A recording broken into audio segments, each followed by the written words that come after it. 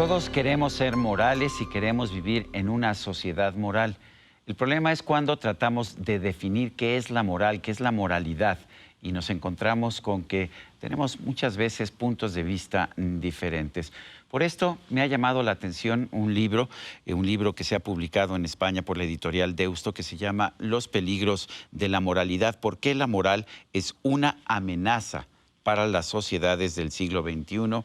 Pablo Malo es el autor de este libro. Él se encuentra allá en Bilbao y estamos teniendo pues una conexión para que podamos conversar sobre ese tema. Durante mucho tiempo se pensó que la moral era una sola y era la misma para todos. Tú lo que nos dices es que esto no es así. Cuéntanos, Pablo. Bueno, lo que para entender un poquito la moralidad, por lo menos como yo la entiendo, los autores que yo he tratado en el libro, tendríamos que entender la moralidad como una capacidad humana similar a la del lenguaje. Es decir, tenemos una capacidad de hablar, pero luego cada pueblo habla una lengua diferente, ¿eh? Unos hablamos español, otros chino, pero la capacidad humana de hablar es común a toda la especie. Entonces, con el tema de la moralidad, algunos la ven así como una especie de lenguaje. Es una capacidad que consiste en que distinguimos que hay afuera, en el mundo, hay cosas buenas y cosas malas. Somos capaces de distinguir entre bien y mal. Ningún otro animal es capaz de hacer eso. Y entonces nosotros tenemos esa capacidad de ver bien y mal, de juzgar que unas acciones son buenas y que otras son malas. Entonces, en diferentes lugares del mundo, pues se puede juzgar como que algo es bueno o es malo de manera diferente. Pero también los antropólogos y los investigadores están encontrando que hay una serie de cosas que son comunes en todo el mundo. Hay en concreto Scott Carris, un autor que yo cito en el libro, y él habla de que hay 7 cosas que son comunes. Él ha estudiado más de 60 culturas y sociedades tradicionales de todo el mundo, y hay 7 valores que son, por ejemplo, amar a tu familia, Ujú. ser leal a tu grupo, devolver favores, ser heroico, ser valiente, respetar a los superiores, ser justo y respetar la propiedad. Estas 7 cosas son buenas en todos los lugares del mundo, ¿eh? Y es curioso porque no hay ningún lugar del mundo donde esto sea malo. Es decir, que por ejemplo, si te hacen un favor, que devolverlo con golpe sea bueno o cosas Ujú. así. En casi todos los lugares del mundo, descuidar a tu familia, traicionar a tu grupo, engañar, ser cobarde, faltar al respeto a la autoridad, ser injusto y robar, esas 7 cosas se consideran mal en todo el mundo, ¿eh? Es curioso porque hemos visto que ciertos comportamientos que antes eran neutros, ahora son considerados moralmente reprensibles, por lo menos en las sociedades occidentales. Estoy pensando, por ejemplo, en fumar. Antes todo el mundo fumaba, nadie se preocupaba. Ahora hay una enorme presión social para que la gente deje de fumar. ¿Qué opinas? Sí, esto es lo que llaman los expertos el proceso de moralización. El proceso de moralización consiste en que una cosa que previamente era neutra moralmente, como acabas muy bien de decir, pues de repente pasa a entrar dentro del campo de la moral. Pasó con el tabaco, está pasando ahora con la carne. Por ejemplo, comer Ujú. carne era algo neutro, normal, una fuente de alimentación sin más, y ahora comer carne, ya hay muchos filósofos y autores y veganos y mucha gente que lo considera malo moralmente. O sea, porque haces un daño a los animales en las granjas, donde se crían, porque es malo para el cambio climático, para el planeta, etcétera, etcétera. Y el proceso contrario es cuando algo que está moralizado se desmoraliza, se dice, o se amoraliza, es decir, se saca del plano moral. Esto también ha pasado, por ejemplo, pues, con la homosexualidad, que antes era algo que se consideraba malo moralmente y ahora lo hemos desmoralizado y lo hemos hecho algo neutro desde el punto de vista moral. Es interesante que no sabemos exactamente por qué moralizamos o desmoralizamos temas. Un factor que influye es el que haya un daño, que haya un sufrimiento. Cuando detectamos daño o sufrimiento, enseguida consideramos que eso es malo moralmente. Pero no funciona siempre así. Hay veces que hay un daño o hay algo y no lo moralizamos, y al revés. Sería muy interesante que supiéramos exactamente cómo funciona ese proceso de moralización para que pudiéramos igual, cuando tenemos discusiones y enfrentamientos en nosotros por temas morales, poder desmoralizar los temas y poder abordarlos de una manera más neutra que no nos llevara a enfrentamientos, porque las convicciones morales dan lugar a intolerancia y a enfrentamiento. Las convicciones morales no son como cualquier otra convicción, ¿eh? Cuando tú crees, por ejemplo, que torturar a niños es algo malo, para ti es algo absoluto, es un valor absoluto y es universal. No tienes casi ni que explicarlo si te preguntan por qué es malo torturar niños. Dices, Pues porque 2 y 2 son 4, o sea, esto no requiere explicación. Y además es universal, es decir, no es que yo diga, bueno, pues no voy a torturar niños porque yo considero que está mal, pero el que quiera que los torture. No, no, no, cuando tú tienes unas convicciones morales, las aplicas a los demás y obligas a los demás a que las sigan. Fijaros la posibilidad de enfrentamiento que genera esto cuando nuestras convicciones se las intentamos imponer o inculcar a los demás. Por eso es lo que yo digo en el libro, que la moral es un peligro porque hace que nos enfrentemos muchas veces. Lo hemos visto en las corridas de toros, en la tauromaquia, cómo se enfrentan, pero También. con de una manera impresionante, los grupos que están a favor de la fiesta brava y los que piensan que eso es inmoral, ¿no? ¿No es así? Sí, sí, así es. Ese es otro campo, por ejemplo, donde vemos esta moralización y donde es cuando un tema es moral, se convierte en algo de blanco o negro. Es muy difícil negociar o hacer compromisos o mira, yo cedo hasta aquí, tú cedes en un tema moral.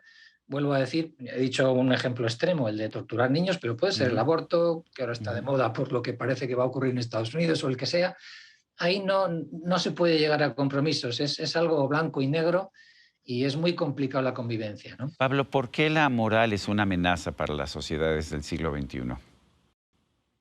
Por lo que estaba comentando ahora, porque hace que los temas de alguna manera se radicalicen. ¿Eh?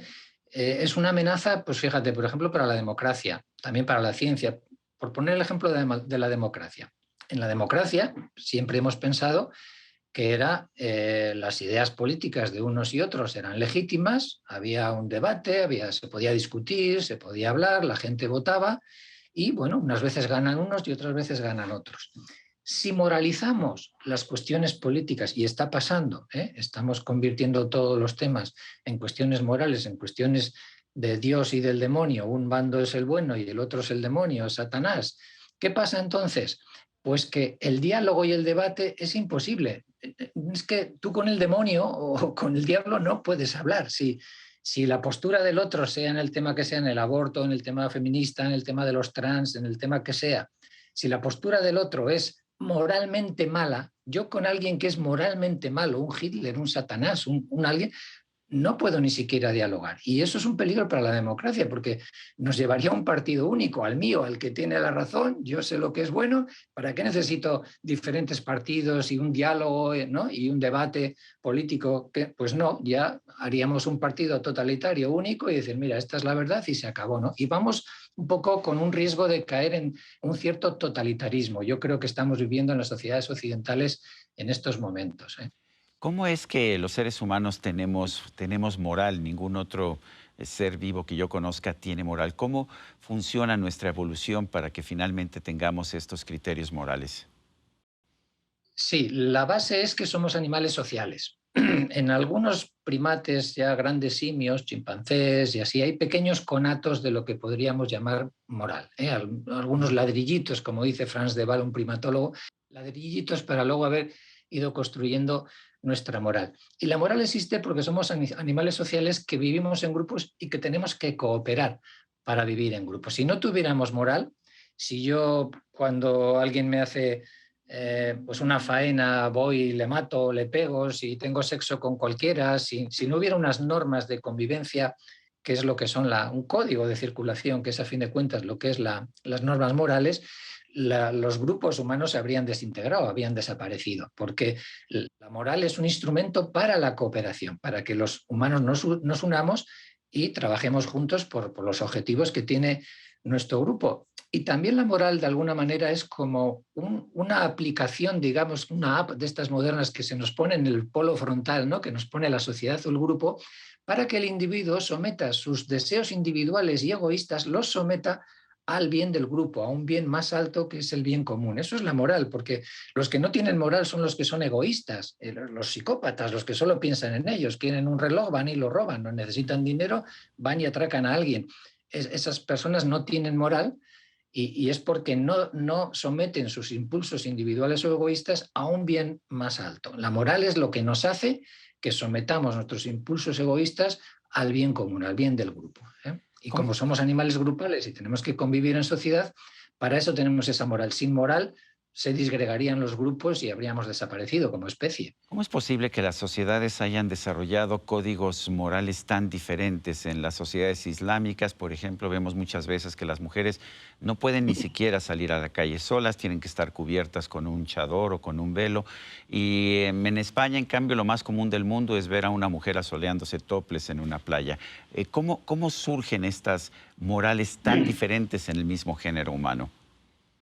Sí, señalaría dos cosas. Por un lado, que hay unos valores comunes, como había dicho antes, hay ciertas cosas que son comunes, pero luego también hay unos valores diferentes. Esto tiene mucho que ver, o todo que ver, o gran parte que ver, con el estilo de vida. Hemos dicho que la moral es un instrumento para la cooperación. Entonces, en diferentes lugares o en diferentes sitios hay problemas de cooperación diferentes. Y eso da lugar a diferentes tipos de moralidades. Por poner un ejemplo, hoy he visto por ahí un artículo que hablaba de cómo las sociedades pastoralistas, por ejemplo, las sociedades de los beduinos, que Ujú, son el origen de donde viene el Islam. El Islam ujú, es una moral, vamos a decir, beduina, de alguna manera, por decirlo así. Las sociedades pastoralistas, donde los hombres iban a cuidar a los animales durante muchos días fuera de casa, sin estar cerca de las mujeres, etcétera, ese tipo de sociedades han limitado más los derechos de las mujeres para, para precisamente eso, que los hombres puedan tener una mayor seguridad de que sus hijos son sus hijos, que en el fondo la evolución y todo esto trata de que pasemos nuestros genes a la siguiente generación. Entonces, si tú vas a trabajar fuera con animales, vas a estar tiempo fuera y tal, quieres también una garantía de que vas a ser el padre de tus hijos. Y entonces eso ha llevado a unas limitaciones mayores en los movimientos de las mujeres, ¿no?, en esas sociedades. Entonces, tiene mucho que ver con el estilo de vida. Cada estilo de vida, por ejemplo, las sociedades inuits, los esquimales, muchas veces cuando las personas mayores pues ya no pueden colaborar al bien del grupo, porque son mayores, son viejos, no pueden contribuir, y son sociedades nómadas que tienen que desplazarse, tienen que ir a otro sitio, tienen que hacer cosas en otro sitio, y ya los viejillos no están para poder moverse o ir a otro sitio. Entonces ahí, por ejemplo, se acepta de alguna manera mejor la eutanasia o el suicidio un poco con sentido de que incluso esa persona mayor va, se aleja del grupo, se va a un sitio y allí muere, y los demás, el grupo sigue adelante, porque claro, si quisiéramos ayudar a esa persona en ese contexto, fallecería todo el grupo, no la persona. O sea, el bien del grupo estaría en peligro. Llega un momento que a esa persona la tienes que abandonar a su suerte y el grupo tiene que viajar y tiene que seguir. Entonces, sin embargo, en China, que son sociedades un poquito donde se venera mucho más a los mayores, ya son sociedades de agricultores establecidas, sedentarias, etcétera, pues se puede tratar a los mayores de otra manera y cuidarlos más y venerarlos más y tener más respeto. Entonces, el estilo de vida en cada comunidad del mundo y cada etnia y cada nación también hace que las necesidades de cooperación sean diferentes y que esas 7 cosas que yo he dicho ahí antes también se expresen con matices, en unos sitios de forma diferente a otros. Nos hemos hecho menos tolerantes, estoy pensando en las sociedades occidentales, somos menos tolerantes hoy de lo que éramos hace algunas décadas, en los años 60, por ejemplo. Bueno, siempre es común decir que cualquier tiempo pasado fue mejor y que Ujú, vamos a peor, ¿no? Los que tenemos una cierta edad solemos claro. decir esas cosas. Pero yo diría que sí, yo creo, ahora se está hablando de la cultura de la cancelación, Ujú.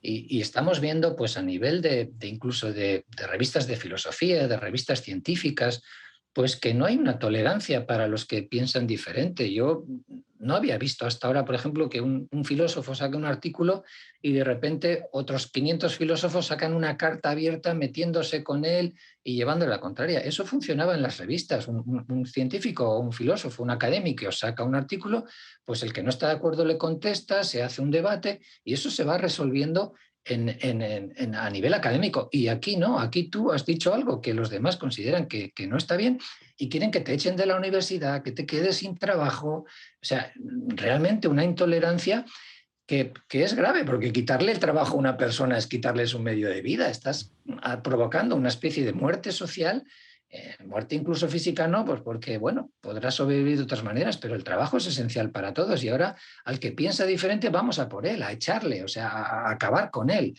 Esto en el mundo académico, en el mundo, no sé, científico y así, yo no lo había visto nunca, y también en el mundo social. Ahora dices cualquier cosa en Twitter que puede ser algo que dijiste con 14 años y que igual no estabas muy inspirado ese día o habías bebido una cerveza y eso te va a acompañar toda la vida. O sea, 20 años después te lo van a sacar y no hay perdón. O sea, lo que ocurre ahora en las redes sociales y en esta situación que comentaba de intolerancia es esa, es que antes pues había un perdón, has hecho algo mal, ibas a la iglesia y rezabas unos padres nuestros y había alguna manera de resolverlo. Ahora, lo de Twitter no hay ninguna manera de resolverlo, no hay, eso queda ahí para siempre y en el momento que aparezca van a por ti y van a excluirte de todo y a provocar tu muerte social, ¿no? Yo creo que sí estamos en una sociedad más intolerante. Y tenemos que encontrar alguna manera de gestionar esto. Yo creo que no podemos seguir así. O sea, da igual que hayas sido un premio Nobel como ha pasado, que hayas hecho un montón de bien a la humanidad, que hayas hecho cantidad de cosas altruistas, trabajar para ONGs, haber hecho cantidad de cosas buenas. Como hagas una cosa mala, un tuit, una frase desafortunada en un momento X de tu vida, eso borra todo lo anterior, todo el bien que hayas hecho antes ha desaparecido. Esto está pasando y yo creo que antes no pasaba. Me parece que sí que vamos a peor, por lo menos en eso, ¿no? Bueno, pues yo quiero agradecerte, Pablo Malo, psiquiatra, autor de este libro, Los peligros de la moralidad, que hemos estado comentando. Gracias por tomar esta videollamada. Muchas gracias a vosotros por tenerme. Y a usted, amigo, que al escucharnos y vernos hace posible este programa, se lo agradezco también. Esto es todo por hoy, pero no se le olvide. Nos vemos la próxima.